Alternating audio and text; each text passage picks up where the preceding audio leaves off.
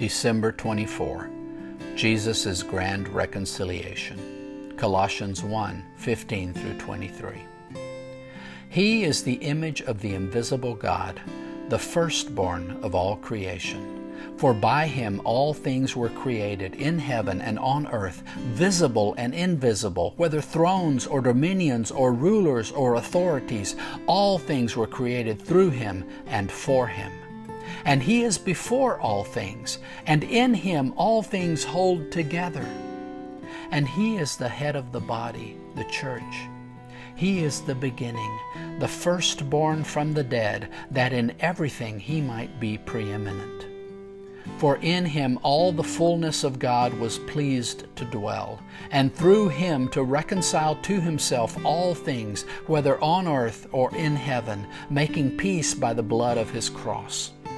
And you who once were alienated and hostile in mind, doing evil deeds, he has now reconciled in his body of flesh by his death, in order to present you holy and blameless and above reproach before him, if indeed you continue in the faith, stable and steadfast, not shifting from the hope of the gospel that you heard, which has been proclaimed in all creation under heaven, and of which I, Paul, became a minister. Again, Paul writes to fellow believers about Jesus. It is important to understand just who Jesus is. He is not merely a good man, a great teacher, a master of ethics who taught us to love one another. Jesus is God, come to us incredibly in human flesh. What does this mean? Jesus has made the invisible God visible to us. He is the firstborn, the rightful inheritor of all creation, which means he is the reason creation exists. Everything was created by him, through him, and for him. He stands at the start and the finish of everything that exists. He is the point of origin and the goal of us all. He is the one who created the church. Every true church that exists belongs to Jesus and is the result of his work, not the work of any man. He is the firstborn of the new creation. One day Jesus will return to judge all humankind from every age of human history. He will consign those who have rejected him to eternal death and will claim those who belong to him for eternal glory with him. He will bring about new heavens and a new earth. His resurrected body is the first tiny bit of this fallen creation that has been fully redeemed.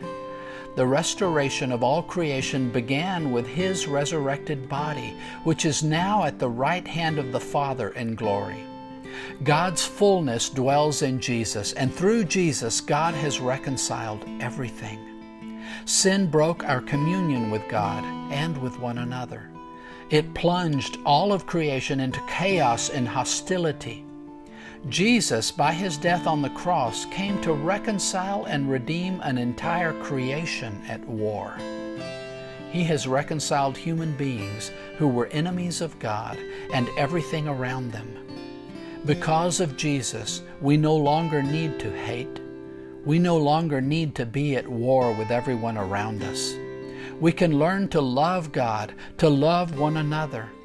He is in the process of transforming us, bringing us to a point of standing blameless, beyond reproach, purified and made anew in him.